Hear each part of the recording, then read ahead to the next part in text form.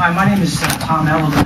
I'm directing water to tell the truth. Where it is my understanding that the converter boxes are supposed to work with consumers' configuration that exists today.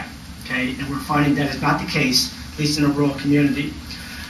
We had situations where, and it includes my own personal test drive, by the way, where I have a rooftop antenna, which, by the way, Hunter County, everybody's got a rooftop antenna. So, rabbit ears basically just doesn't work in that environment.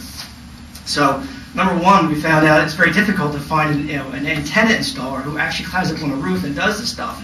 Okay, I heard from people, all different parts of the country where the nearest installer was a couple hundred miles away. In Hunter County, I found one. And he's so old that he doesn't go up on two-story buildings anymore. He only climbs up on one-story buildings. Okay, he's good inside the house, but not up on the roof. We documented situations where basic troubleshooting, for example, the box, it just didn't pick up a signal. So we looked at the antenna, and we actually documented cases where they went out and bought a brand new rooftop antenna, put a rotor on it, and now spent $500, $600. One individual spent $700, okay, and still doesn't have a working television. So it appears that in my situation, in the rural communities, if Hunter County is somewhat typical, where it is, we're about midway point between Philadelphia and New York, to give you perspective, okay? Which is, by the way, another interesting thing that came out of our study. The FCC considers Hunter County to be part of the New York DMA. And not one person could get a New York signal in the test that we did. We could only get Philadelphia. Pretty scary. So I guess maybe I have a question for NAB. One of the things we tried to do, we tried to follow up, okay, to determine whether or not, if it was possible, that some of the broadcasters were not broadcasting at full power yet. It was my understanding that they are. That's my understanding. But we had repeatedly attempted to reach, local stations in Philadelphia and New York, and we can't get anybody to return a phone call or respond to an email. So that's kind of disheartening, considering, where we are and the importance of what we discovered with our test drive in Hunter County. So I wonder if you could at least answer that question once and for all. If the signals are only being sent out, in a marginal power range at this point, and we can reasonably expect that come February the 18th, they're going to crank up the power and everything's going to be great, I'll sleep a lot better tonight. But if that's not the case, I think there's going to be a whole bunch of people in Hunter County who are basically going to go dark, okay, when the transition occurs. Do you know if you're getting your signal from an LPTV station? No, they're coming in directly from the broadcasters.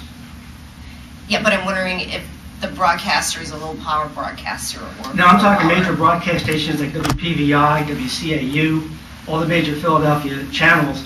I mean, we researched this. We've gone on antennaweb.org and others, okay, that we found to be, somewhat useful.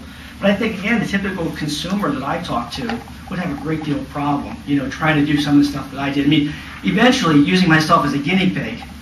Literally, we did a Google, search of my house, and I got the latitude and longitude coordinates, and in order for my signal to be where it needs to be to have a working DTV signal, I think we estimated that my antenna needs to be raised about 65 feet.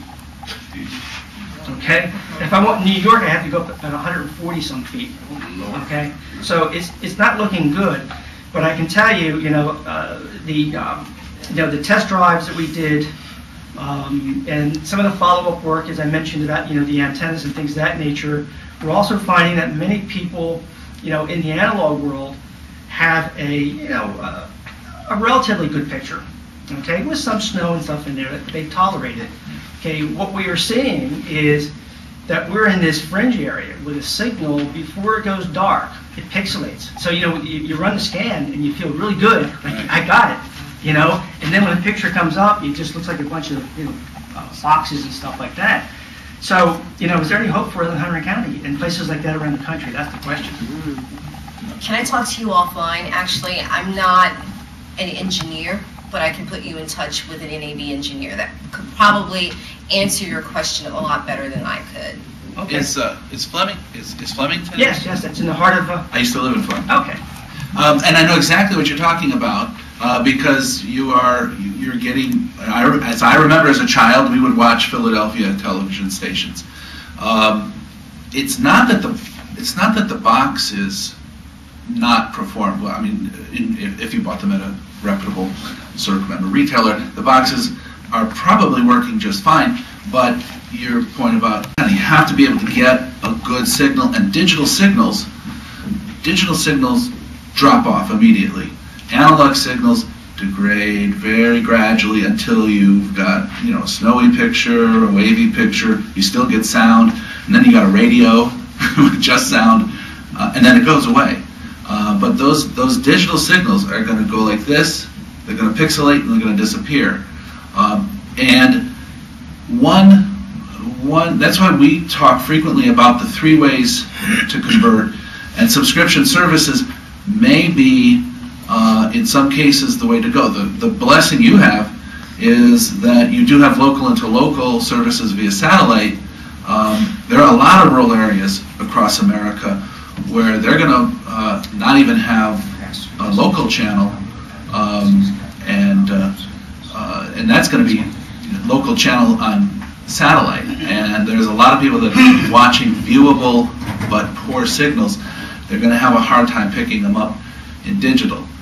Now, the checkerboard effect, it's like a transition table bingo, where, like in this market here in Washington D.C., there's going to be about 6 switches of frequency. So you're going to have different power levels and different channel locations.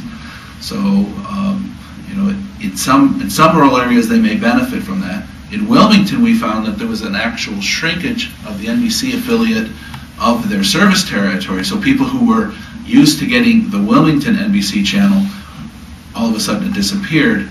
And that wasn't a performance of the box problem. It was just the signal changed and the territory changed. All of this highlights the need to try, right? The try part of apply, buy, and try, and try to work out these issues ahead of time, so that you can make the right choice for yourself when you actually hit the transition date. Yeah, that's exactly my point, Chris. Because going through a sequence, logical sequence, it's almost like troubleshooting 101. Okay, this doesn't happen, you do this next. And it seems to me we're coming down to the issue of the signal. If the signal's not there, okay, then it's not going to work. Plain and simple. Okay, and I guess what I'm trying to draw attention to is, while I think today all of the campaigning about get the box, I mean, I think you guys have done a fantastic job on that message. I really do. Okay, if you don't have it by now, you're never going to get it. Okay, but I have a problem with that for those procrastinators and people waiting this time of the year. I mean, especially here on the East Coast, we already had 2 snowstorms. I mean, we've been lucky the last couple of years. You're not going to be able to go out on the roof and fix your situation, okay, if it doesn't work. And I think there's a high probability, if you're broadcasting a full signal right now, which I believe you are. Okay, I've only had one station, WNET from New York, come back with a written statement that they are not broadcasting at full power. Okay, if that is the case, then Hunter County is basically going to be decimated come February the 17th. I just want to thank you for saying, as I like to talk with you offline as well and get your information. We really need much more hard information, particularly about how those rural communities, and some actually urban communities as well, are going to be affected when the switch occurs. We don't know enough right now. We need to know more, but it sounds like you've actually done some actual experiments and tests, and I think the FCC has done a little bit of this as well. We will be surprised at those folks who don't have service when February 17th, 18th hits, and we'll need to respond to the new facts on the ground. So thank you for that, and if we could... Sure. Thank you.